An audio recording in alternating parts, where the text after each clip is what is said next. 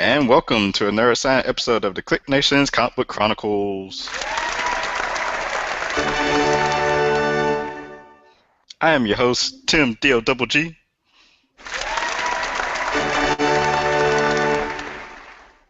And tonight it's only a two-man show because our other co-host, Dirt, aka Doug. Does he go by his real name on the show? I forget Nope. now. PCN underscore dirt. Yeah, PCN underscore dirt. Yeah, I was like, there's another name he goes by. Yes, his Twitter name at PCN underscore dirt is getting prepared for the C2E2 comic book convention held in Chicago, Illinois this weekend. And our other co-host, Roddy Cat, is back on his schedule of having to work nights. The night shift. But he's got to make that money. So you probably won't see him for the next couple episodes, but eventually he'll be back with us. You got it.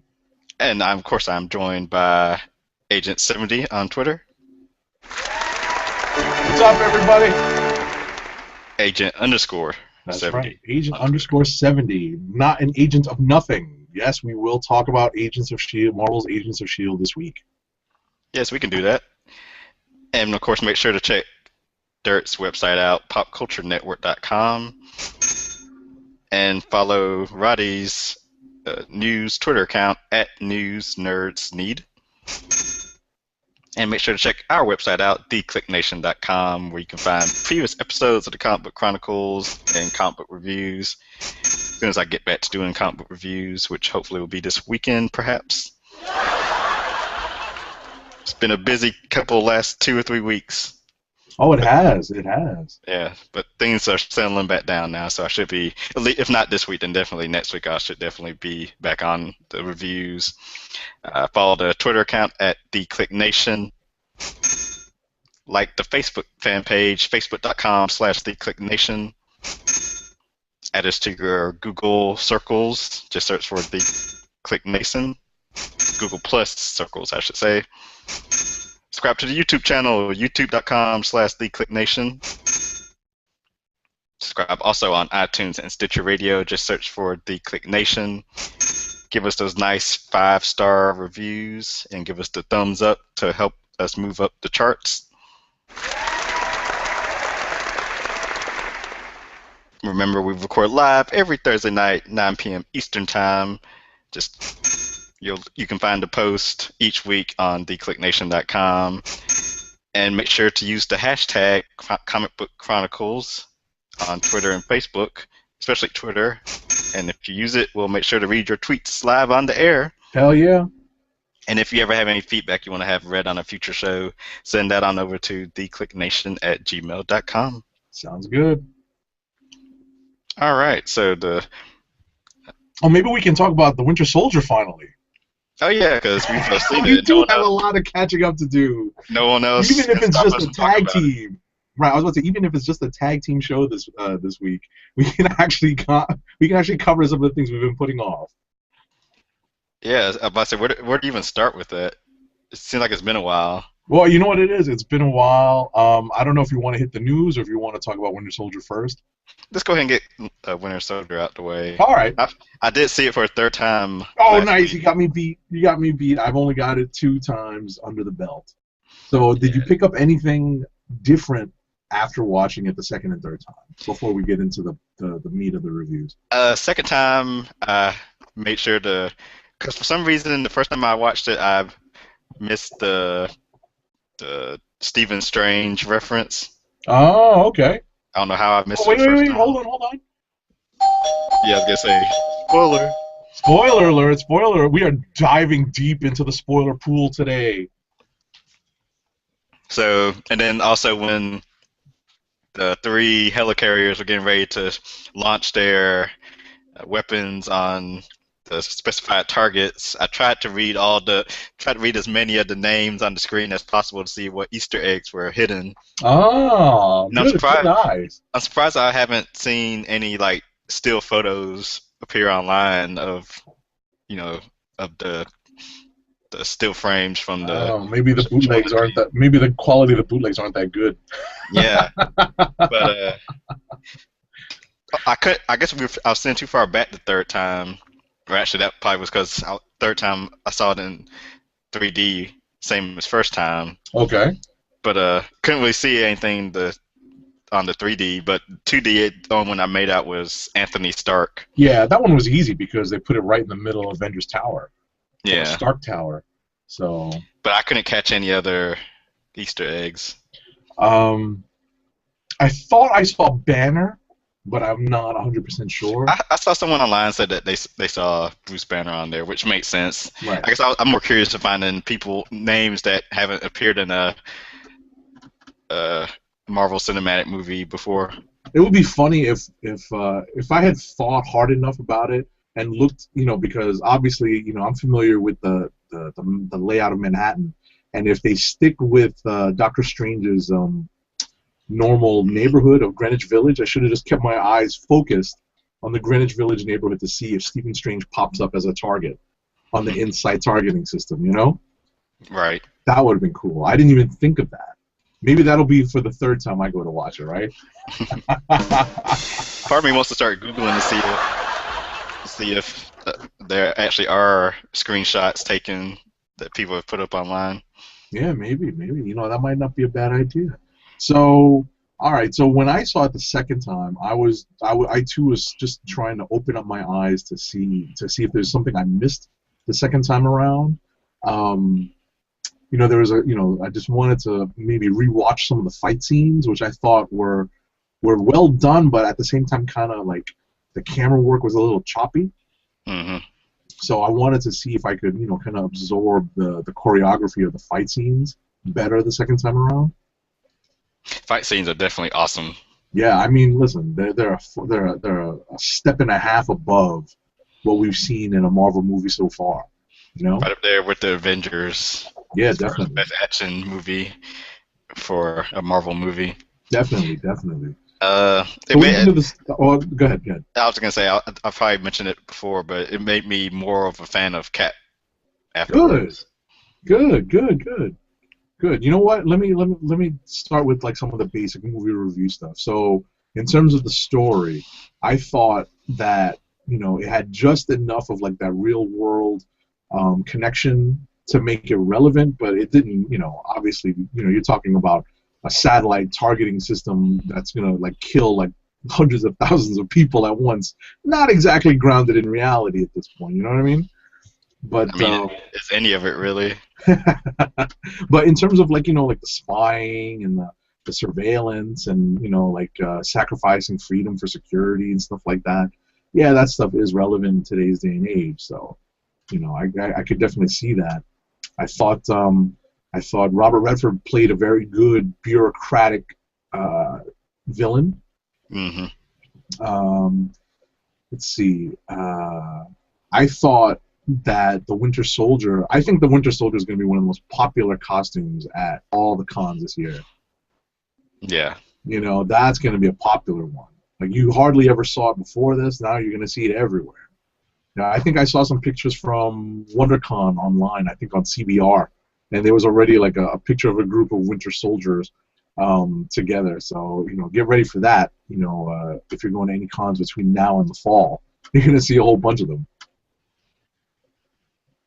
I think what else spoilery to discuss. Of course, it ties into the Agents of S.H.I.E.L.D. Oh yeah, I mean, show. this will flow right into the conversation of Agents of S.H.I.E.L.D. Let me see if I can finish up with the movie. It was a nice introduction of Agent 13. It was very understated. It's like what I appreciated about this movie is that they didn't force feed anything. Exactly. They didn't. It's like the antithesis of Spider-Man 3 and what I'm worried about with Amazing Spider-Man 2, that they're throwing so many characters in at once and not giving anybody room to breathe. Mm-hmm. And I think in the Cap movie they definitely allowed, they developed Black Widow more, they even developed Nick Fury more.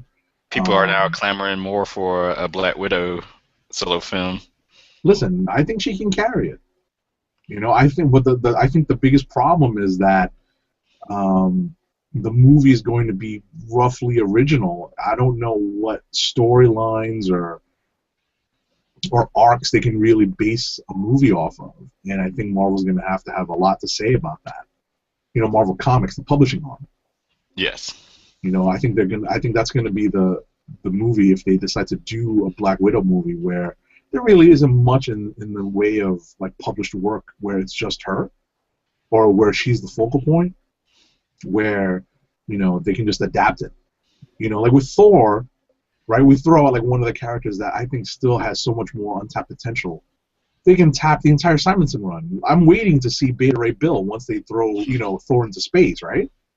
Yeah, they're gonna have to because each movie is gonna introduce more and more peripheral characters. Right. So even though they haven't really done that with Thor. Now that I think about it.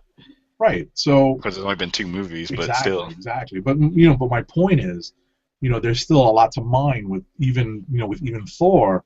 With Black Widow, on the other hand, I don't know if there's much in the way of pre-existing stories to really mine. So I think that's a challenge for Marvel to kind of come up with a good movie for her.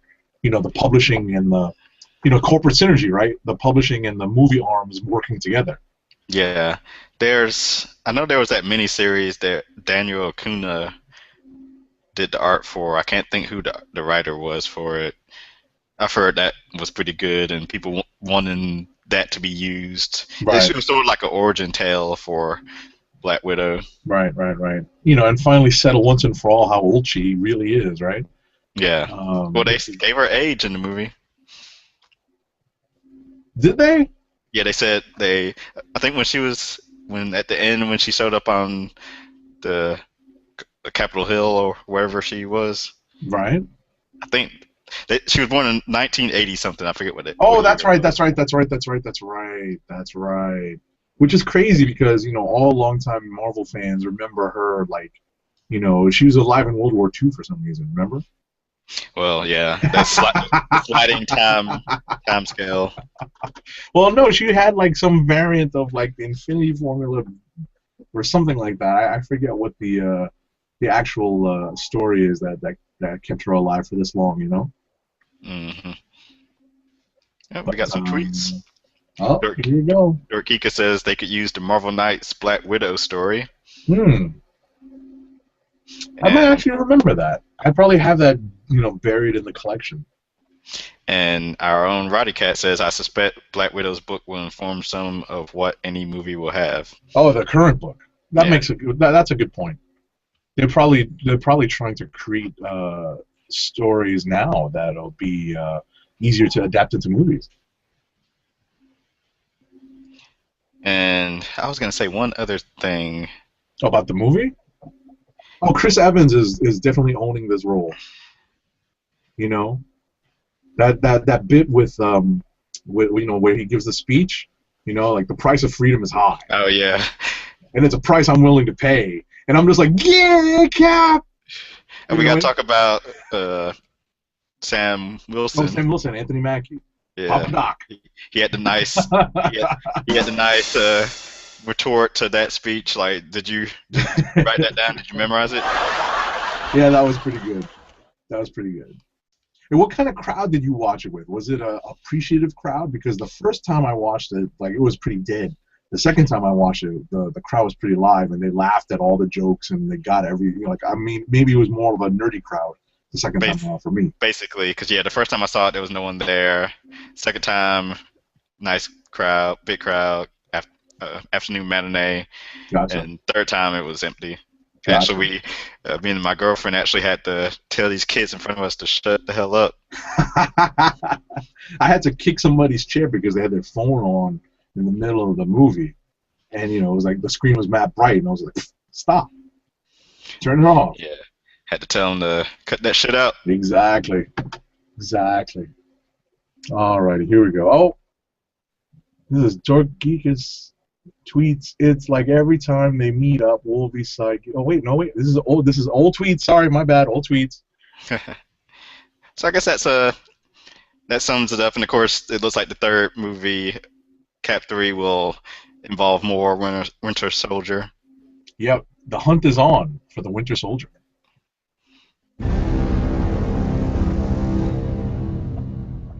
And we won't talk about the bonus scenes.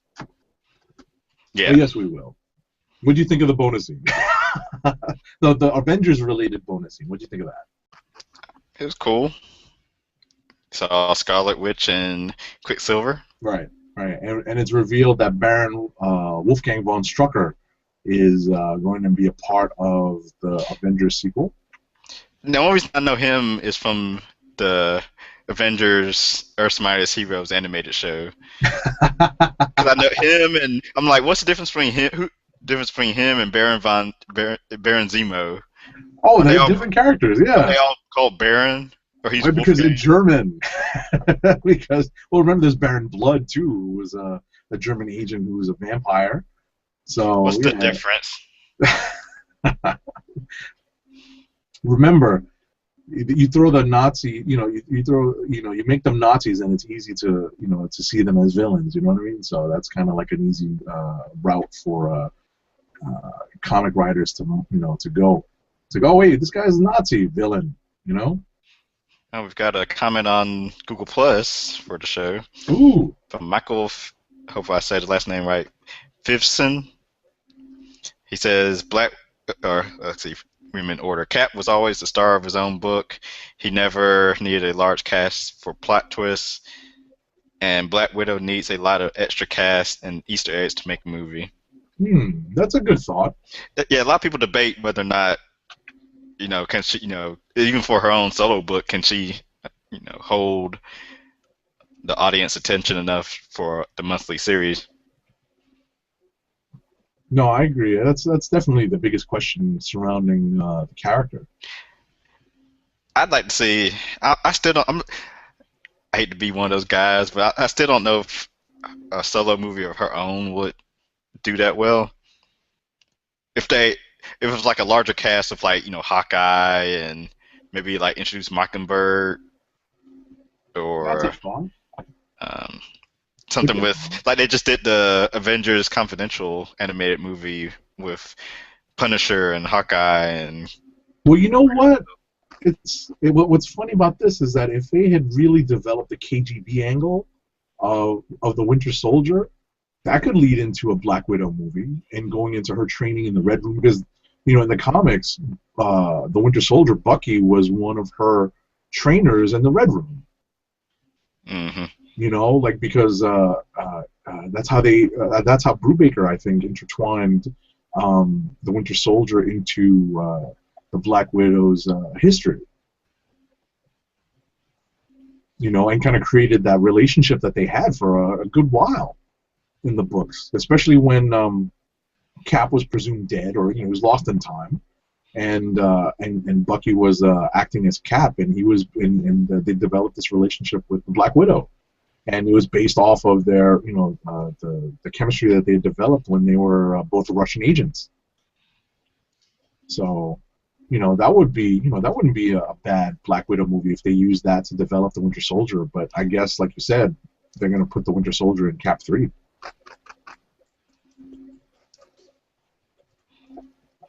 Anything else we want to finish up with? Winter Soldier? Yeah, we could go on and on, right? I can't wait for it to hit Blu-ray. How about that? Oh, yeah. Can't wait. I sound like Bart Scott, right? Can't wait. Can't wait.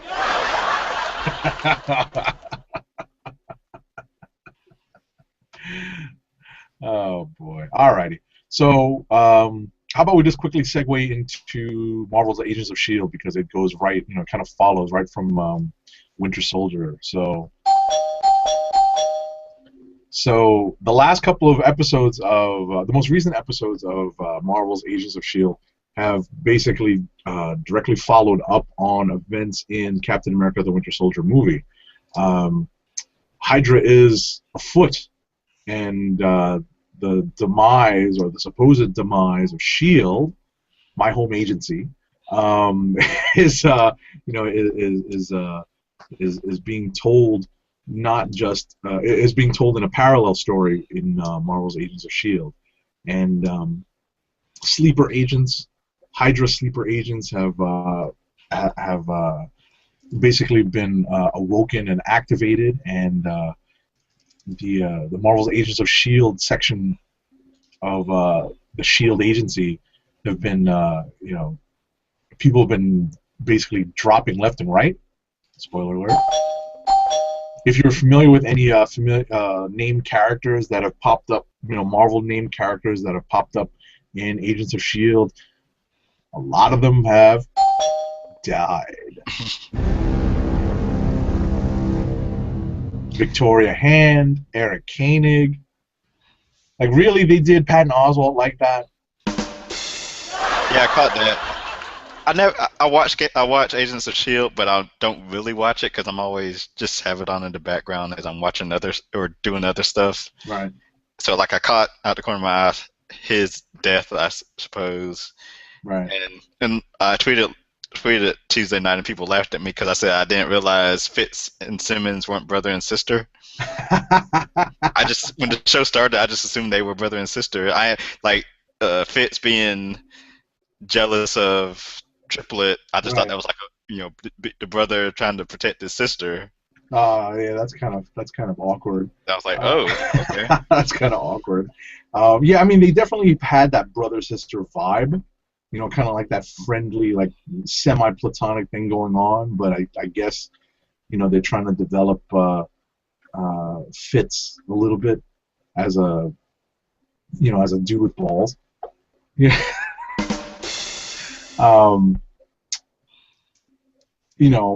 Back to just very quickly, I wanted to mention, one of my biggest criticisms of the show is that there's one too many British people.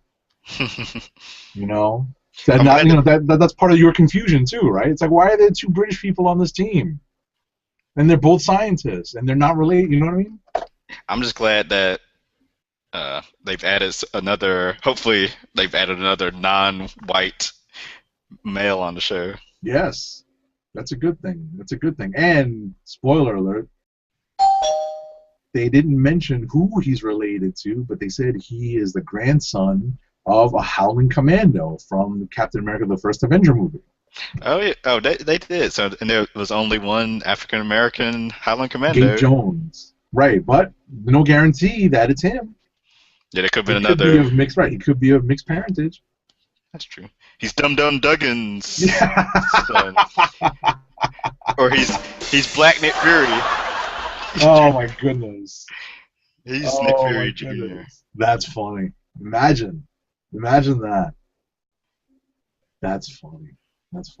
So yeah, I've enjoyed this show. I've definitely been one of its defenders. I've had a critical eye towards it, but at the same time, I probably have given it a lot of slack because it is the first season. I think people had very weird and high expectations, kind of a mix of those two, about the show or for the show. So I was willing to give it a lot of slack, and I thought that they, I think they've done a good job, developing some of the tertiary characters, Deathlock, and I like the fact that spoiler alert,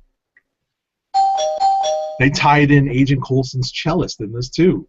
Yeah, we finally got introduced to it. Right. Or to her. Exactly, and I thought that was a nice little, that was a nice little bow to tie on that story. And there was also some death on. Oh, Green Arrow. Oh, yeah. Yeah, Green Arrow. Oh, no, Arrow. I don't watch the show, so that's why I called it Green Arrow. So, spoiler alert. Get it right. That's right. But that's all I'll say, because I actually haven't watched last week's episode and kind of barely watched this week's. Oh, okay. So yeah, have some marathoning to do this weekend. Oh, all right. Hopefully the weather's bad, because if the weather's nice, we ain't sitting down. I'm watching TV. Yeah, well, actually, it's supposed to rain tomorrow, but I'm not sure what Saturday's gonna look like. There you go. Okay. I think that's it for the TV talk. TV and movie, yes. TV movie's done. Let's hit the news real quick. Alrighty, what do you got? The news, let's see, the July 2014 solicits were released this week. So, had lots of, news for upcoming books this summer from Marvel and DC. Mm-hmm. A lot of speculative speculation for at least a lot of DC books. they even jumped ahead to September 2014 and released solicits because that's their special month where they do the. I guess they're doing the. Is it 3D covers again or something similar? Oh yes, yes, yes, yes, yes, yes. Some kind of gimmick cover. Oh, yeah, yeah. That's just it gets this and this. Deserves it. You know what I mean?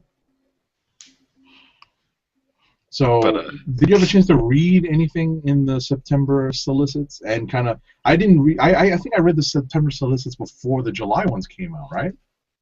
I think that's when they released them, So, or they released them early.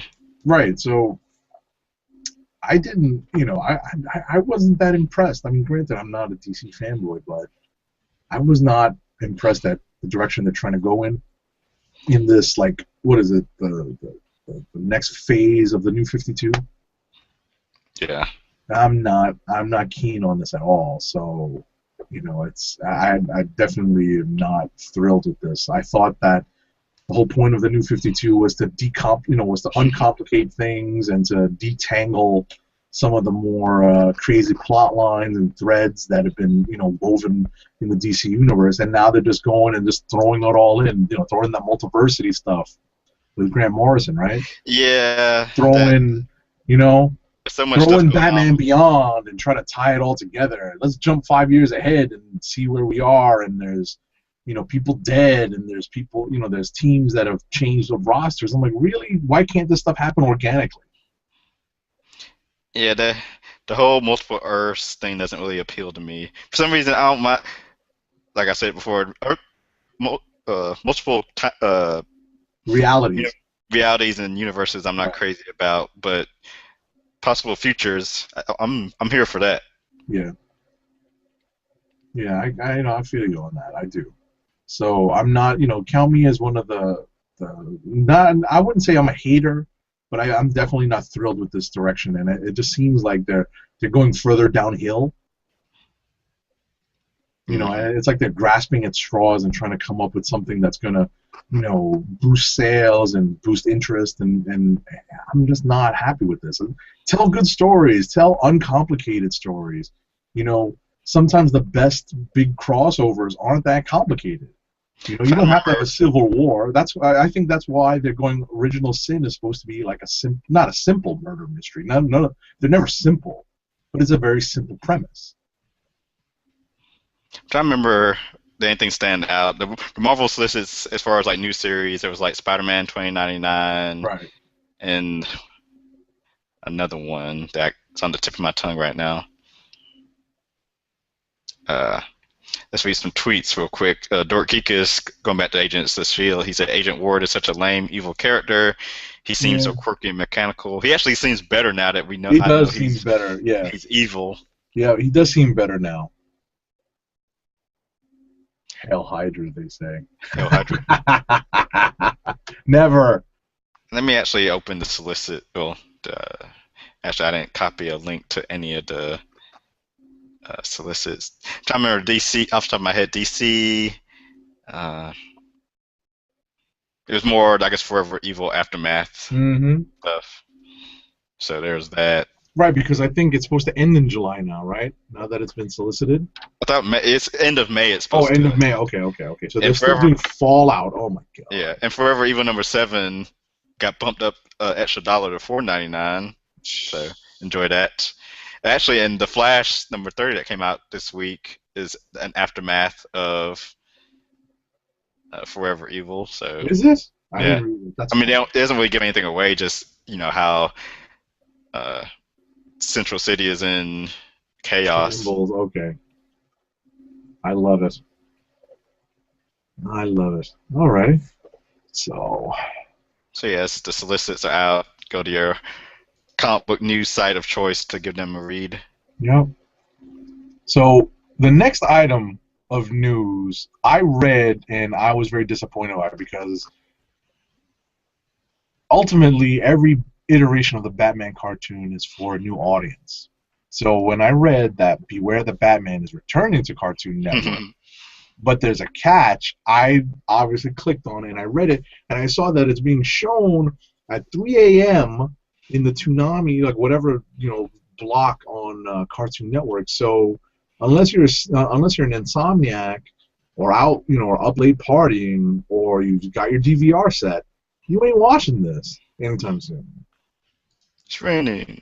You know, so it's just kind of it's kind of disheartening to see. Well, we're gonna throw this Batman cartoon that maybe didn't get the best reviews. I didn't mind it. I didn't mind it. I actually thought it was okay. It's not great. It's kind of hard to compare it to the animated series, but I didn't think it was that bad. And Michael 5 Cent on Google Plus says you need to watch Arrow. Your entire family needs to watch Arrow. I actually have been. I was out of town last week, so that's the reason I fell behind. But yes, I love Arrow. I actually enjoy Arrow more than Agents of S.H.I.E.L.D. Agents of S.H.I.E.L.D. Well, I'm not a big CW guy like Dirt. Just not tuning into a CW show. So, that's kind of like strike 1, 2, and 3 for me. But I respect that. Maybe I'll catch it on reruns or Netflix or something. Hey! What? Oh! We have an intruder! Intruder, get out. Our show is being taken over. Who goes there? I am having some technical difficulties. I'm on my tablet right now instead of my laptop. Okay. So this could get very interesting. Well, we hear you and see you, so... Yes, you're coming in loud and clear. Okay. I don't have all my files and stuff, though, so I can't throw up all the covers. Oh, no, that's fine. That's fine. That's fine. We haven't even gotten to the reviews yet because we've been busy talking about movies and TV. Things I don't watch. Well, have you watched The Winter Soldier yet? No. Okay, so we discussed that. And have you watched this week's Arrow or Marvel Agents of S.H.I.E.L.D.? So you didn't miss anything. So welcome to the part of the show that you can, contribute to. Maybe.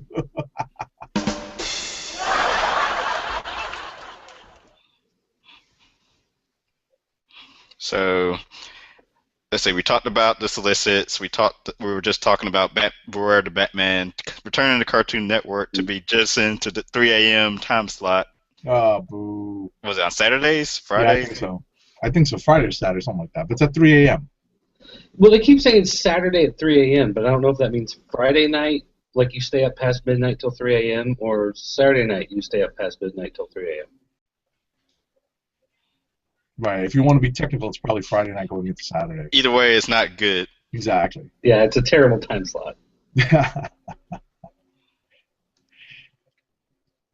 All right. So next on, well, I didn't post this news, so. Oh, let me see. Oh yes, Marvel. So this came out today. Marvel upgrades Marvel Unlimited and continues partnership with Comixology. It really wasn't too much in the article. It was like for one, the article, the interview was done before the announcement of the Amazon purchasing Comixology, so there's no talk of that. And they even talk about how Marvel Unlimited is offered free for the month of March. Well, not free but for 99 cents the month of March. So it kind of lets you know when this thing was. It's a little dated. Yeah, a little dated. But they talk about the audio being offered in Marvel Unlimited and how Marvel AR is being offered in Marvel Unlimited.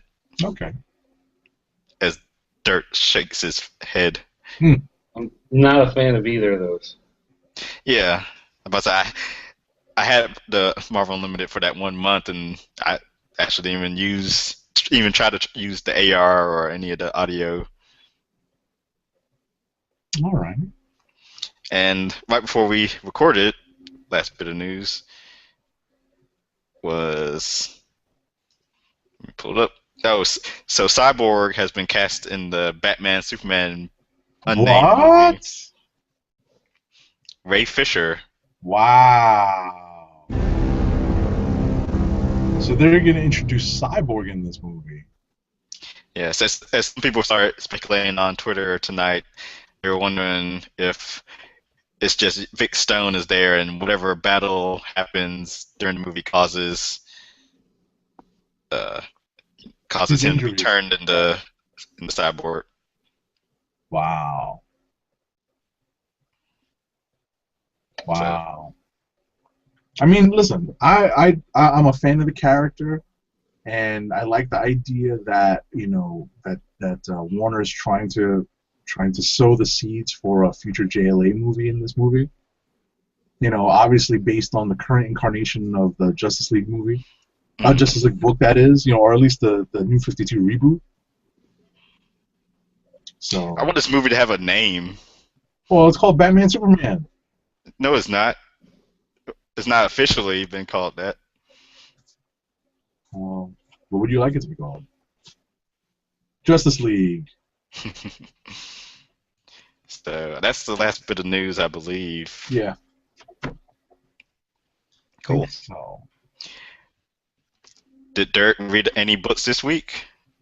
A handful. Okay. We shall see. This could be a test. Hmm. We actually have someone comment on the Google Plus event, adding on his 2 cents. Dirk. He also says, what he says now? Oh, Superman death plus the comic book cover gimmicks equals the burst of the comic book bubble. Yes. That was the what do you call that? The speculator age. Yep. The speculator bubble burst in the early '90s. All right. X-Men 1 didn't help a whole lot either. That and X-Force #1 being out at the same time, because those were two of the books I remember getting to help me on my way to collecting comics. Okay. X-Men #1. I guess before we get into the reviews, is there any info you want to let people know about your journey to C2E2 this weekend, Dirk? I'm not ready for it, but I'm leaving at like 6 in the morning. He's leaving. On that. Okay, so anyway, we're going up to the Chicago Comics and Entertainment Expo. It's at McCormick Center in Chicago. We've got an interview set up with Scott Snyder. Yes! We've got an interview set up with... Which Snyder you said? Scott or Zach? No, Scott. Snyder. The good Snyder. With Franco and Baltazar, the guys who do Tiny Titans. Tiny Titans, yes. Hellboy. There's Greg Pak. His schedule, they keep fluctuating. He's a busy guy now because of all the DC stuff he's writing and his creator role. They're like, we're going to try to squeeze you in at some point, but we're not exactly sure. So he is super cool. Random call on my cell phone, just saying, "Hey, quick, meet us there." Greg Pak is very cool. So I've spoken to him for a few minutes. He's very cool. Are these going to be video interviews? That's the plan. The plan as of right now is for all of them to be video, but it's going to kind of depend on exactly where we're at and how noisy it is and that kind of stuff. Right. But that's the hope. We're also meeting some people like Warpo Toys is a new toy company that's going to be up there. They're going to be showing off some stuff. Michael Allen Nelson, who he wrote Supergirl for a while. He did the 28 Days Later comic. He's going to be up there. We're going to meet with him at some point. We right now just have a basically like an agreement that we will meet at some point, but we don't know exactly when and where and how and all that stuff yet. So that's just going to be kind of one of those things also where we just kind of get up there and then we figure it out once we're up there. Trying to think, there was someone else that we had lined up, and of course, like right now that I'm trying to talk about, I'm trying to pull up my mailbox. My mailbox is being all screwy. Yeah. And see, where's that? Here we go. I think this is it. Oh, and then we got an email from Marvel, but we haven't been able to actually connect with them as of yet. Brian Azzarello and Dan Jurgens. Nice. We're going to be talking to them on Friday also. Nice. Charles Soule. Soule. Oh. How is he fitting this into his schedule? The man has no life. He's got his work. He's got his law practice. He's got this. He's going to C2E2. Although he did cancel on Special Edition NYC. He's not going to be at the Reed Pop show, the special comic show in the summer. Yeah. Well, Tomasai is going to be there, but we're not going to be able to meet with him. The schedule thing just didn't work out. Tony Daniel, we tried to work something out with, but because of the scheduling, it just didn't work out. So, maybe we can stop by like Artist Alley or something and just get a few words with them. But at least, we've got a handful of guys that at least we're going to be able to sit down, one-on-one and at least talk to them for a while. And one of the interview places was like, I forget who it was, but they're like, well, we can probably give you an hour, but we probably can't give you any more than that. Wow. Like, I think an hour will be fine. That's a long time. Fit it in, so. Give me 30 minutes. We'll be good. So we'll see. No, it's going to be 5 minutes of me going, hey, you remember that one time that Batman punched that guy? That was cool. That was cool. So anyway, we got that stuff going on. We're going to be meeting with the Nerd City guys. They always do a panel, and then they go out and get drunk and do a party downtown Chicago, so we're going to be doing all that too. And we've got a 2-bedroom suite at the Sheridan, right on the river running through downtown Chicago. So hopefully we'll have a good view, a good backdrop. We're going to film reviews of random stuff we pick up, convention exclusives, and what other kind of random stuff that we can film while we're up there. So we're hoping the internet connection should be good enough that we can upload videos while we're in there. Sometimes in the hotel the Wi-Fi isn't the greatest. It'll take you like 3 hours to upload a 10-minute video. But why not just? I was about to say, make sure you bring an Ethernet cable and you could just plug in hardline. Yeah, it just kind of depends on how their setup is, but. At least a lot of the hotels I've stayed in have the hardline. Yeah. You just plug in. Well, we're hoping it's a 2-bedroom suite, so it should be fairly nice. 2 king-size beds. Of course, there's 4 of us up there, so we're still going to be, fucking up. But whoa. Yeah. Just bragging about staying on the river and sweet this and sweet that. It's going to be nice. It should be. So anyway. Stay tuned, popculturenetwork.com. Nice. Yep. And with that, let's get to reviewing a couple of books this week. Where do we want to start? Oh, I know where I want to start. Let's keep dirt talking. I'm assuming you read Secret Origin #1. I did. It was fine. I don't think we really got any new information except for maybe Dick Grayson. You kind of got an idea of his updated origin, which really wasn't all that different from what it was before, but you just kind of see how it's, there's some subtle shifts in there. You saw Supergirl, but you kind of knew all of that if you read her title.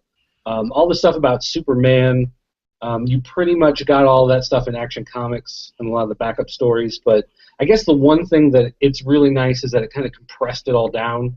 Mm-hmm. So if you hadn't been reading all of those books, you can just pick up the first issue of Secret Origins, and you got Dick Grayson, you got Superman, you got Supergirl, and it's all just kind of in one spot, so you don't have to go hunt it all back down. So at least that's pretty nice as far as that goes. But, I mean, there wasn't anything that really stood out to me as, like, earth-shaking, new revelation, oh my gosh, I didn't understand that, whatever before.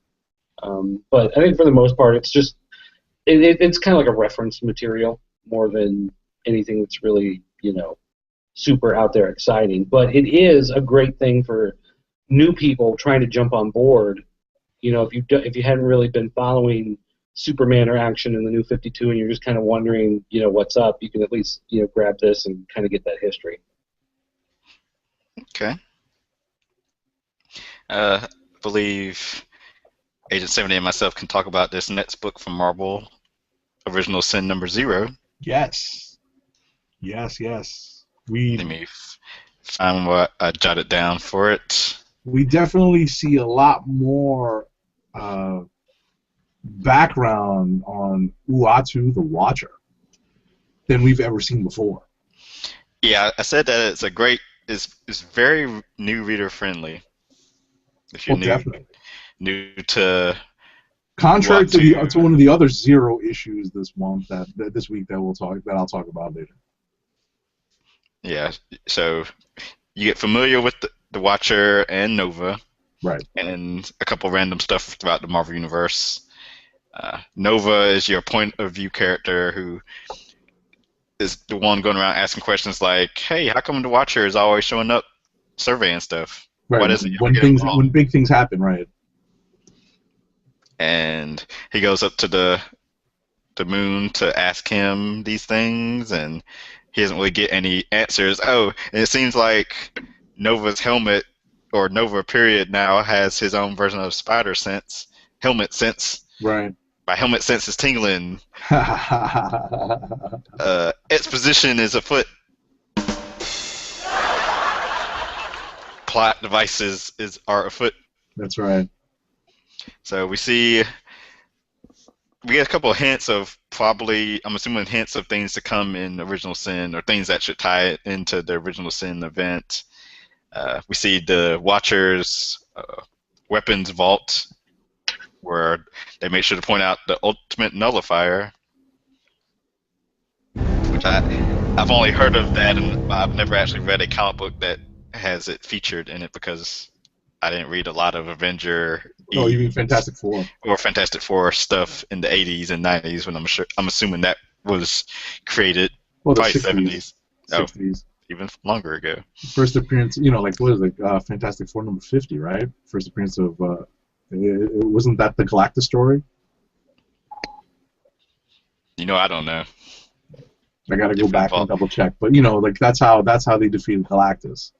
Is that the Watcher actually helped the Human Torch retrieve the ultimate nullifier from Galactus's world ship and brought it back, and Reed Richards basically sticks the nullifier in Galactus's face. He's like, "Hey man, I mean I know how to use this, but you're scared of it, so you need to back up. you need to back up and leave Earth." Roddy Cat says Original Sin number 0 is his click of the week. Nice. Plus now he wants to read Nova, which you should be doing. Nova's been pretty good last few issues. I've really enjoyed the last issue. The Beta Ray Bill storyline. It's gone like 3 issues now? Right. I think, and I've enjoyed it. Nice. Yeah, been fun. Like you said, the arc with Beta Ray Bill just ended, so, and it's even, I forget how many issues it's into right now, but it should be easy to kind of just jump in and understand what's going on. You haven't really missed much. Right. I think they did his I'm still learning how to be, how to use my my powers and still deal with all my social problems. That's been going on for a long time now. What issue number are they up to? Like, they're in the upper teens now, right? Yeah. So it's been going on for a while.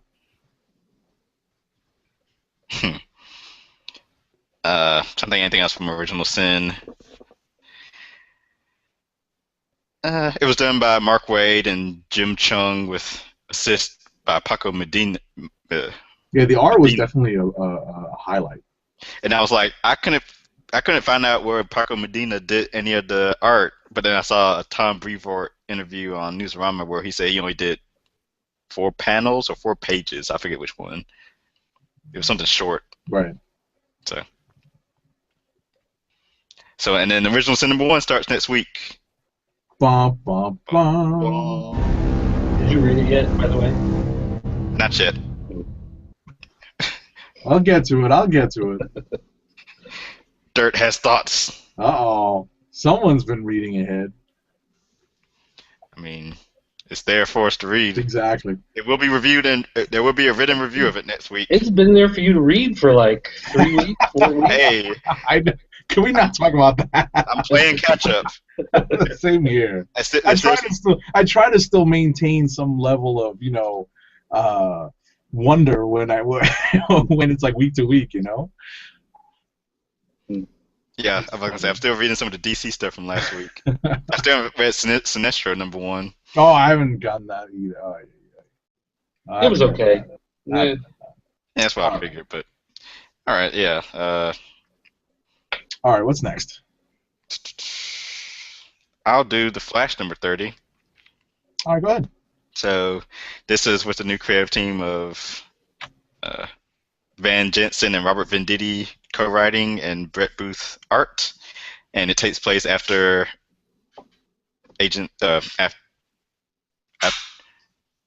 after Forever Evil. Did something just No, my dog got up and I guess was coughing. Oh. He's got a little diarrhea issue going on, so I gotta watch. Oh, too much Oh, information. nice. Too much information. I was making sure he wasn't about to throw up. Hopefully that's not what he's about to do. Yeah, he's getting back in his bed. Okay. All is well. As St. Walker would say. So yeah, I got my little got my doggy. Had him for a week and a half, and then I had to board him for like 6 days, and got him back, and his whole schedule's messed up, and he's all anxietied up, and so I got some pills from the vet today, so I got some. hopefully to calm his tummy down. You gotta medicate him. I gotcha. Well, yeah, for his diarrhea. Gotcha. I thought you had to medicate him for being anxious. Angst-ridden dog. He's actually kind of calm now. Like, I think he realizes he's back with me and back to my schedule. So hopefully he'll be straight by Saturday. Just give him a beer. He'll be okay. Give him a beer. But back to the Flash. So it takes place after Forever Evil, and especially him trying to deal with the aftermath of how Central City was in ruins, and him trying to rush around and save and help everyone, and everyone like mad that he wasn't there to help them before, because he was in the trapped in the Firestorm Matrix. And we see the future Flash in the blue suit, and we get teases of Wally West, which will continue in the Flash Annual #3, where I think we get the full introduction to Wally West. I think that's next week. Yep. All right. But did you like it? I did, because I'm a Brett Booth fan for one, and I don't know. It was a fun book. Like the writing, it's like Van Jensen has a background as a investigative reporter, I think, or working with crime division or something like that, some crime division writing. So that should work well with Barry Allen. Wally West's introduction has me intrigued, and hopefully they have some good stuff planned. I've actually been debating dropping the Green Lantern books, because I read them, but I'm not really enjoying this whole Derlin storyline and this war that they got going on. I like Green Lantern Corps, even though the same stuff is going on in that. I like Red Lantern, so I'm going to keep reading that regardless, and I have to see how Sinestro is. But, yeah. But hopefully I'll enjoy their Flash run. All right. Cool. Who wants to go? All right, I'll throw out what's like. I can't even come up with a good term for the non-click of the week, because I had such a hard time reading Justice League United #0 that I kind of did it out of spite. I just kind of kept flipping through the pages like it's got to get better, it's got to get better, and it just never did. It's speaking of original sin, characterizing original sin #0 as very reader friendly. So what we've got here is the exact opposite of new reader friendly. That was Justice League United #0. I can't imagine anyone picking that up as their first comic and wanting to ever read another comic book. That's a glaring indictment of the poor quality of this book and the story. So, I was just very disenchanted by the whole thing. I don't know if I'm even going to give Justice League United #1 a try after reading #0.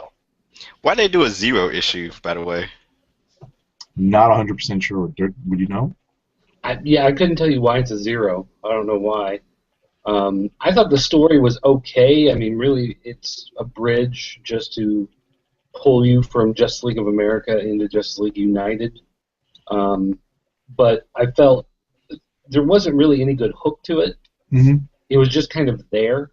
It was just stuff was happening and people were reacting to it, but it didn't really feel like there was any great involvement that you had with any particular character. There was nothing that really pulled you through the story in any, grand manner. Right. I mean, I didn't hate it, and I wouldn't say it was the worst thing I read this week, but it certainly wasn't necessarily anything that made me excited for the series. Well, you would consider yourself more familiar with the Justice League of America book than I. Yeah. So, you probably were able to pick up on where the characters may have been left off, like or right before Forever Evil. So maybe it was a bit easier to follow. But like I said, consider me one of the brand new readers, and I don't think I've read a Justice League of America book since they first launched. And now I'm trying to figure out where they are now, and it's impossible to figure out what's going on. Yeah. I do like that. I'm just assuming this, but it seems I picture Justice League United being more more fun book than Justice League and even Justice League of America was. Like, for some reason I picture it off on its own, doing its own thing, to probably eventually get tied into whatever big event comes and all the Justice League, the Trinity War with the new Justice Leagues and whatnot. I always thought that was what Justice League Dark was for, is like kind of doing kind of offbeat things, you know what I mean? I think part of the problem is that Justice League of America, the whole key to that series was that the government was trying to build their own team in case they ever needed to take down the Justice League, because they didn't control the Justice League, they didn't trust them, Right. So they were trying to build their own team. So that whole team was built as a shadow of Justice League. So the whole point was it wasn't Justice League, it was an imitation. Right. And so with this new book, they're trying to bring together heroes in order to form a team that's a little more organic and it makes a little more sense. But the problem is, the whole point of Justice League is that is the book of the heavy hitters. Right. Those are your key marquee characters.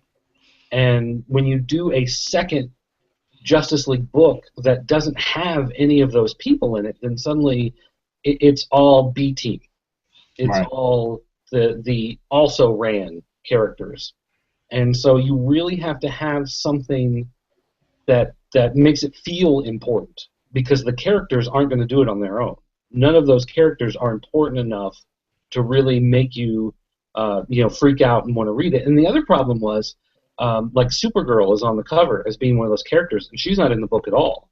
And on the cover, they show her in her original outfit. We all know right now she's a Red Lantern, Right. flying around in space. So again, you're kind of dealing with these problems of how does this all fit together? Is this an editorial mistake at some point because this book has been cooking for so long before it finally actually came out? Is something going to happen in Supergirl and suddenly she's not a Red Lantern, like, super quick? Something, from Forever Evil or whatever, like, you don't know. But it's just one of those things where it just sits there and you're not really sure how it's supposed to fit in. And you almost kind of get the feeling like you're not really going to find out. Like, it's just kind of going to ignore stuff for a while until they have to cross over again. Yeah. I want to bring up how the whole point of Justice League America was to take down the Justice League, and they never even played that up. Well, I think they the whole did point in a of- couple of instances, but that's it, I mean, Well, we never the first few issues were built around the idea that Steve Trevor, the former boyfriend of Wonder Woman, Right. was leading this group headed by Amanda Waller, secretly trying to build this team just in case they needed to bring down the Justice League. And that was kind of the pull going into Trinity War, was that they would go face to face, which they didn't exactly quite do because Trinity War didn't exactly work out that way. But Right. Yeah. but that was the idea behind why do you need another team, you know? Because you did have Justice League International that came before that, and that was again a government trying to build a team, but only for PR purposes. And then Justice League of America was trying to build it to counteract them. So now you got Justice League United, and this one just feels like, hey, the B team needs something to do on weekends. So, here's their group. But I still wouldn't say it's the worst book that came out this week. No, I wonder what you would, which book you would characterize to be. Well, I'm going to tell you, it's a book that was my click of the week several times. Oh. Oh, tease. I don't know exactly what that is yet, so I'll wait till later. Alrighty. Throw out a book, Tim. Avengers Undercover #3. Okay. There was a moment in the book that's the game changer, at least for how the series should go. Dealing with the survivors of Murder World confront Arcade in Begalia. They had a fill-in artist, Timothy Green III, I think his name is. He did some of the fill-in issues on Avengers Arena, and his art actually looks a little better this time around. But it was a nice, fun book. That's about all I can really say about it. I want to see where it goes after the development at the end. Nice. Did anyone read Guardians of the Galaxy #14, aka the 100th issue? Didn't get to it. Yeah. I saw that the backup story, and it has to do with the other Guardians of the Galaxy team. Which I don't know too much about since I'm behind on that. I tried to go back and read the Abnett and Lanning era. I think I'm on issue 6. That was last year. We're talking about even before that, right? We're talking about the 90s series. Yeah, and Charlie 27 and the dude with the fin on his head. There was the fake Captain America guy, the dude with the fin on his head. There was some green alien person and a whole bunch of other members of the team that we've forgotten. Right. I do want to point out that I'm glad that it finally seems like the book is has its footing and it's leading somewhere. It's like they're finally telling their own story and they're not piggybacking on crossovers that they were involved in, like Infinity and Trial of Jean Grey. And all it took was planting some seeds for future stories. That's the problem they have a lot of times with their space books, is that they want you to remember that those space characters are connected to the regular Marvel universe, but then they get caught in so many crossovers that they are. That's what happened with the old Nova series from 5 years ago. It was a great series when it had the ability to tell its own stories, but every 3 or 4 months it was in some sort of War of Kings, Annihilation, whatever, where it crossed over with a bunch of other books. So it was like every time it got rolling into a good story, it was pulled off into some sort of crossover. So I'm afraid that Guardians is going to do the same thing. What I was going to say is I have a mild counter argument to that, because I thought a lot of those crossovers were really well done. Maybe not War of Kings, but Annihilation. Those particular crossovers were done pretty well, and they did a lot to develop the Richard Rider Nova character. They were good stories, but they took away from the Nova core. And the whole point of that series, it was building up the Nova core and building up. Right. He was reestablishing the core, right? Making their own Green Lantern Corps, basically, with the Novas. Right. And it seemed like every several months, it's like you had to pull him out and make him go off and deal with something, and you just kind of forgot about the other guys for a while until he went back. I gotcha. I see that. I will say, you actually probably need to read next week's free comic book day issue of Guardians of the Galaxy from Marvel before you read this one, because Venom's already a member of the team in this book. I think he gets introduced in that new comic page. And I complained on Twitter. I had like one tweet complaining how Bendis has Venom slash Flash Thompson as the wide-eyed rookie who acts like he's never seen anything before, and he's the bumbling rookie, which I wasn't crazy about. Well, he is in a sense to space. I mean, yeah, he can be like, in awe of being out in space, but like him and Drax go on a mission, I guess, together, and he's all like asking all these questions and acting like he doesn't know how to handle himself in space. I mean, he was a member of Thunderbolts. They did wacky stuff there. Well, I guess. He wasn't acting all like, I don't know what to do. What'd you say to me? So yeah, I got you. All right. New artist Nick Bradshaw is on the creative team now.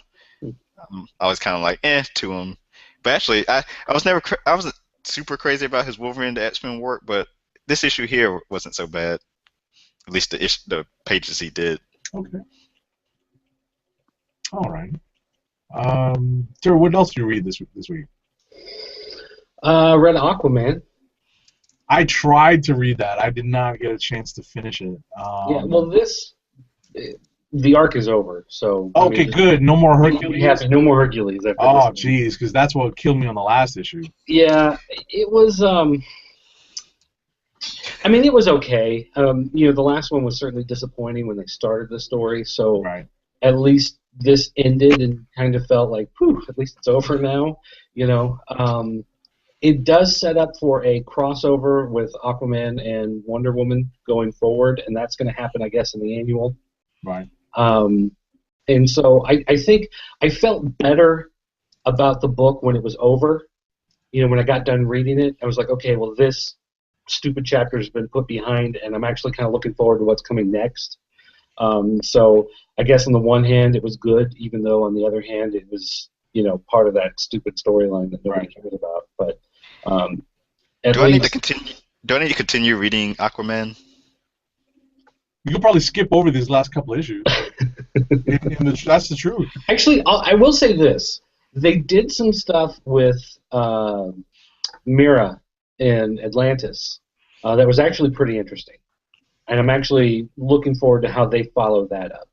So even though the main plot line I felt was kind of disappointing, the subplot was actually pretty good, and then, like I said, where it's going to next, it has me somewhat excited for. Right, so. And then we see what happens in the solicits, 5 years down the road, speaking of Mira, so, I think we're seeing some of the groundwork being laid. Yeah.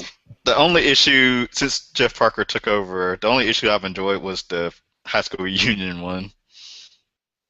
That was really good. No, yeah, that was awesome. But everything else, that and Green Lanterns might get on the chopping block for me.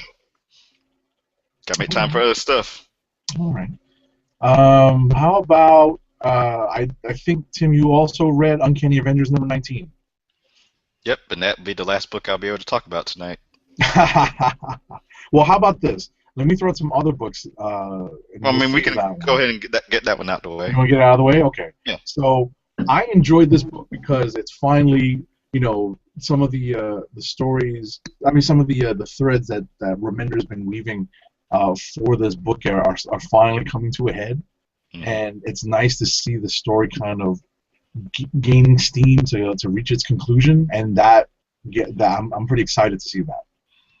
I like that, Remender's doing this long game of, how he's built this story up, but, even though it has taken a long time, I'm glad that he is at least showing us things of, displaying where the story is going, like Kang and his Chronos Core. He tells Alex Summers, aka Havoc, his plan of how they're gonna save the Earth, and there's no like hemming and hawing and like vague references of what they're gonna do. He flat out says what their plan is. Right. Now, whether that's the truth or he's lying, that remains to be seen. But I mean, at least we got something. Right. And that Chronos Core, man, that's a shout out to every alternate reality, alternate future story that we've read in the last like 20 to 25 years. Yeah. It's kind of, it's kind of cool to see. But yeah, so yeah, I like where the story's going. I like supposedly there's a reason for every member of the Chronos Corp being there, and actually, I think we kind of see some of the reasons in this issue. Yes. Yes, we do. Yes, we do. So. But like I said, it's nice to see that the story is coming together, and it's building up towards a conclusion, and that's really the most fun right now.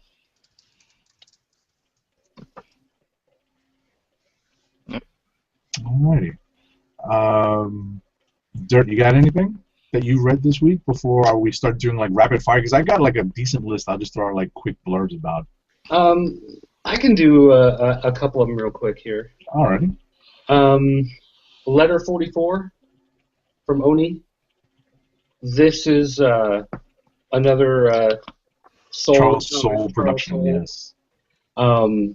This is his half sci-fi, half political thriller book, and the one of the ongoing themes of the book is that the old president was hiding a bunch of secrets, and when he left office, he wrote them all in a letter to the new president, and the new president was the 44th. That's why it's letter 44. It's like, here you go.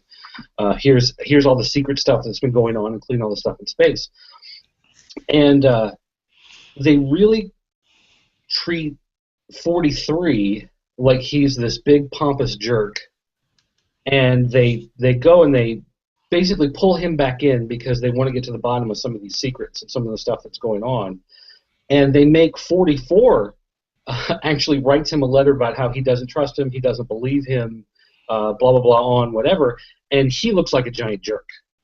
So it's like you spend all this time kind of looking at, well, this old president must have been a terrible guy, and this new president has to clean up his mess. But then it kind of turns around here in this issue, and you're kind of like, well, this new president's just as big of a douche as the old guy. And I don't know if that's just kind of one of those all-purpose, like all politicians suck, no matter what side you take. But it was kind of a fun little define the expectations moment. But the key to this particular issue is that there have been aliens out in space in the solar system doing something, and they sent this crew out there to try to figure out at least what's going on and report back to Earth. And you finally, in this issue, get a sense of what it is they're actually doing. And I don't want to spoil it. I don't want to give it away because it's the key thing of this issue. But, I mean, that's the big thing that happens in this one. So if you read the first couple and you were like, they're never going to explain anything, they're never getting anywhere, well, finally here in issue 6, you do get that. So you can see where that's headed, which, again, is kind of like we were talking about with Aquaman. There's enough in here that makes me excited for what's coming next, for where they're going in the future. They planted those seeds. We also got Thaniel #2 from Awesome Comics. And, obviously we had the guys here on the show before, so continuing off of that story, at the end of the first issue, his best friend basically turns against him. You find out that Thaniel goes to stop these drug dealers, and his best friend was the head drug dealer guy. Well, this issue actually kind of takes a step back, and it explains what happened to Thaniel when he became this Grim Reaper, how he got the powers, how he started to get pulled back into his neighborhood, the relationship he had with his friend, and then you find out that his friend isn't actually the main bad guy. The main villain actually is someone in secret that you don't really know who it is, but he leaves the friend there in order to confront Thaniel.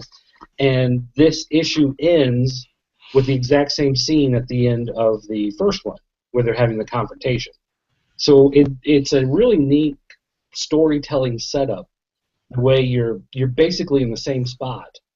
I think it goes a little bit further, like maybe it goes a minute or two beyond what you saw at the end of the first issue. But you're kind of back to that same spot, but now they've fleshed out the story, so now you're kind of drawn in a little bit more. So I thought that was kind of a neat setup for the storytelling. So I actually enjoyed that quite a bit. Let's see. Oh, I'll talk about the my anti-click of the week. I don't know we need the term for it here. I don't know. Yeah, we gotta come. That's what I was struggling with earlier. But our flush of the week, I don't know. For months, I was talking about how great Walking Dead had been. Oh. And how it kept you on your toes, and it was defying expectations, and it was doing all these neat, wonderful things. And then last issue, I went off on a rant, and I was really disappointed because it looked like everything was pointing to one particular outcome. And sure enough, turns out All Out War ends, the final chapter is out, wraps up this whole 10th anniversary, whatever they're doing, and it is just a complete waste of time, waste of story. And to make a long story short, just about nothing actually happens. So it ended like a Marvel event. Ah! They did manage to stop one thing from happening, but they do it in such a way that it doesn't make a whole lot of sense. I'll just throw this out there just for the sake of the conversation. If you cut somebody across the throat, what are the odds that they're going to live? Well, apparently, in a zombie-infested universe, it's pretty good. Wow. You can just pretty much put some hands on top of that wound, apply some direct pressure to the throat, and they're going to be okay. You're going to be able to sew up that wound, no problem. Rub some tussin on it. Ah! So,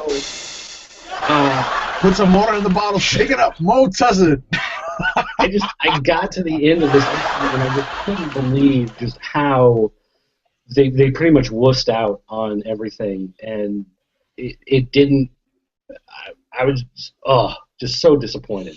And if this had been any other comic, like I would put this even a level below Justice League United, because you go to Justice League United, you don't really have an expectation, whereas this was the 10th anniversary. They went bi-monthly. They were doing 2 books a month, or bi-weekly, I guess. They were doing 2 books a month. Yeah. Trying to get out there fast so they could go at a breakneck speed through this storyline to give the fans what they want. And then at the end, they just came out and were just out of energy and nothing. It's like, who cares? Like, at this point, I'm like, when the next issue comes in, I'll probably read it just because I've been reading it so long, but it's not going to have the same. But so you've invested that much time into it, you got to stick with it. Yeah. Well, it's like, a TV show goes in the 7th season, and you're kind of like, I'm kind of tired of this show, but this is the last season, so I might as well watch it. It's kind of like that type of feeling. But it was the most disappointing thing I've read in a long time. Wow. Wow, you heard it here first, folks. So there you go. All right, back to you. All right. So I'll throw out some rapid-fire reviews. Daredevil #2, Wade and Salmon, he's still doing some great work. The Shroud is reintroduced to the Marvel U, and he's definitely got a different take on him. Wade has a different take on him. Let me say this, though, with the relocation to San Francisco, it's kind of weird because the X-Men were just there. And some of the characterizations of the city of San Francisco and how they're treating or reacting to having a resident superhero who's kind of got a public identity, who definitely has a public identity. It's kind of weird because we just had they just had a bunch of heroes calling San Francisco home not that long ago in the X-Men, and they were supposed to be on relatively friendly terms with the mayor up until Battle of the Atom, right? So. It's kind of weird that we sort of glossed over that fact, but that's Marvel for you. You're saying? I was gonna say, originally looking to try to keep up with Daredevil, but I think that's gonna be another chopping block book for me. It's not bad. It's not bad. I think it's a fun read. It's just that kind of took me out of the suspension of disbelief just for a second. Um, Electra #1 was an interesting read. I was telling Tim just before we went on the air that the villain in this, or at least one of the villains in this, has a kind of interesting premise. I won't spoil, but the art in this was pretty good. It's definitely new reader friendly because it does, um, do a quick recap of who Elektra is and why she's motivated to do the things that she's doing in this book. It definitely illustrates that and explains that. So it's definitely new reader friendly. I don't know if I really want to read the next issue, but that villain is just quirky enough for me to see, and what happens, kind of cliffhangery at the end of the book, does make me want to see what happens in the second issue. So I guess I'm gonna, not hem and haw and just say, yeah, I'll look at the second issue and read that and see how it goes. Batman Eternal #3. I read this. It does seem like this story is kind of I don't know if it's a rehash, but it definitely feels like the Long Halloween story. Did you read this, Dirk? I haven't had a chance to finish it all. Okay. Did you read Batman Eternal #2? Yeah. Okay, so you know what I'm talking about when I talk about Long Halloween, right? Like some of the you read Long Halloween too, right? Years ago when it came out. Okay, but some of the characters that are kind of that were central players in that all of a sudden are starting to become players in this Batman Eternal storyline. So that's when I first started to read this, I'm like, wow, wait, this is starting to sound a lot like the Long Halloween story. So I'm willing to see how this plays out. Obviously, there's no holiday killer, but some of the characters, the characters are they have a lot of shared characters in common. So, that was like the takeaway I got from this. Like, you know what? I see that they're trying to, to farm that particular group of characters and to make that relevant again, I guess, in the New 52, because, like you said, Long Halloween's been is a long time ago. I don't even know if it's in print anymore in the trade paperbacks. So I'm sure it is. it's I'm not sure you can get it popular, on right? Comixology and stuff. True enough. So, and finally, one of the more confusing reads of the week for me, I don't know if we're going to create a new category for that, was Batman Superman #9. Did you read this? I couldn't finish it. Because it was confusing. About halfway through, I just had to put it down. And I don't know if I'm going to get back to it or just wait for the next arc. It was confusing. Well, first of all, I'm still having the problem with Jay Lee artwork. Okay. There's no backgrounds. No backgrounds. But there's also, I think this issue more so than maybe some of the other ones, there was no flow to the action. It was kind of hard to follow. Yeah, that was the other big problem that I had with it, is that there was nothing leading your eye from panel to panel, and he did a lot of stuff where he'd have these weird angles, like down low, looking up at people, and it was kind of hard to tell sometimes, like what exactly they were doing. Right. Like what the pose was supposed to be, and something would attack, and you'd see like this creature jump out at him, and it would just kind of be like this mass of pinkish body part. You could tell like that's an arm and that's a leg, but you couldn't really tell like where the head was, and it's just kind of like plowing into him, and right. And it just, I don't know, I couldn't. It just got to a certain point where it's like it shouldn't be this hard to read the comic. Agreed. So, I mean, the story was even confusing to me, so I was just, I struggled my way through it. So, if Justice League United #0 was like the anti-click of the week, this was my very confusing click of the week. It's also one of those books where there's a lot of like weird technology and these these machines that people are building that do this weird stuff. Right. And all he does is draw like a giant circle, which is supposed to be like the ball of energy, and then a whole bunch of black tubes. And you never get a sense of like how it works or how it's connected or how they interface. You know, it's just kind of like, well, we need a machine. It's like, okay, well, here's a bunch of tubes and wires. Right. You know, and that's all you get. That's funny. Yeah, but the Toy Man builds this suit, this like power suit for Superman to wear, and it's got like the face of a China doll on the front of it, and these weird antenna. I could understand if it looked like a mech, like if it looked like some sort of robot battle suit or something, but it really just looks like Superman with a China doll face. It really doesn't look that good. I was very disappointed when I saw the reveal. I was like, wait, what? So I definitely agree with that too. Yeah, so I was not a fan of this issue. There you go. There you go. So that's it. That's it for what I read this week. Click of the week time? Yeah, click of the week time. Let me see. So we said Roddy Cat said his was Original Sin number 0. Okay. Mine is going to be, I've been sitting here kind of looking it over. Mine's going to be Uncanny Avengers number 19. Okay.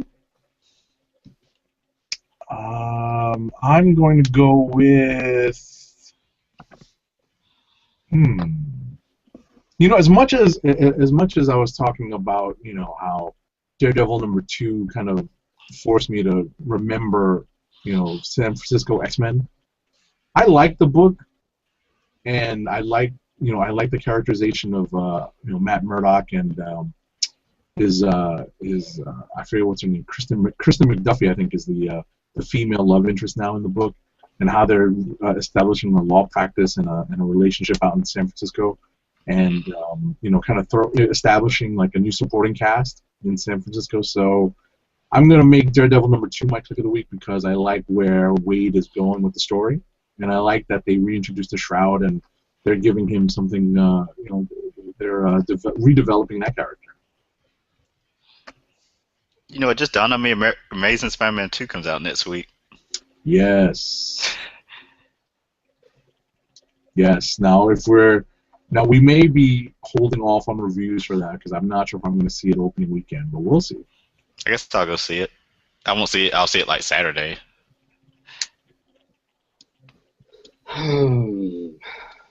Click of the week time. Yeah, I know. I know, right? Your old reliable's not there this week. I'm kind of flipping through the books this week. I'm really having a hard time because there was a lot of stuff that came out that was okay. Like the new 24 came out this week, and that was okay, but it wasn't great. Mm-hmm. There was a new Star Trek this week. It was okay, but it wasn't. It didn't feel anything too incredibly special. God, this is really. And even my Uncanny Avengers pick, it's not like it was awesome, but it was probably the best thing I read. Like it's just one of those weeks where there were a lot of books that were good, but nothing really great.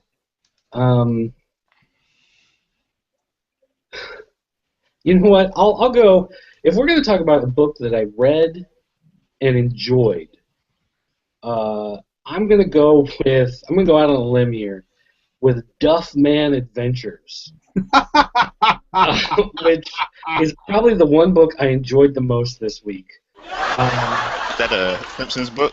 That's the Simpsons special. Duffman Adventures. It was basically, it's centered around the Duffman character, and it went into some of the, the wacky adventures and how he tries to have a normal life and it doesn't quite work out and all of that kind of stuff you would expect. But the key thing, and this is part of what made it so awesome, is that in the middle they actually had a cardboard mask that you can cut out and cut the little holes in the eyes and put it on. You can have your own Duffman face, which when you talk about gimmicks and comics, it doesn't get much better than a Duffman mask. That's kind of cool. So I'm gonna say of all the stuff I read this week, the one that probably put the biggest smile on my face was Duffman Adventures #1. That's gonna make me want to read that now. That's pretty cool. Well, and it's one of those things. It's Simpsons, so it's not continuity. Right. You don't have to worry about, did you read the previous Duffman appearance? Like that doesn't matter. The previous. Just pick it up and read it. All you need to know that Duff is the beer and Duffman is the pitchman. Oh, That's right. Oh my goodness. That's right. funny. So that's probably the most unlikely click of the week pick from you, Dirt, in a long time. And yeah. So Agent 70, you gave yours, right? Yeah, Daredevil #2. Oh, okay. So Dork Geekus tweeted us his. He picked Avengers undercover. His only quibble is the artistic depiction of the female characters, which I have to agree with. It was kind of he had them in the typical female poses. What made it kind of funny was like they were in like evening wear, not evening wear, but like fancy party dress wear. Okay. So like short dresses and whatnot. All right.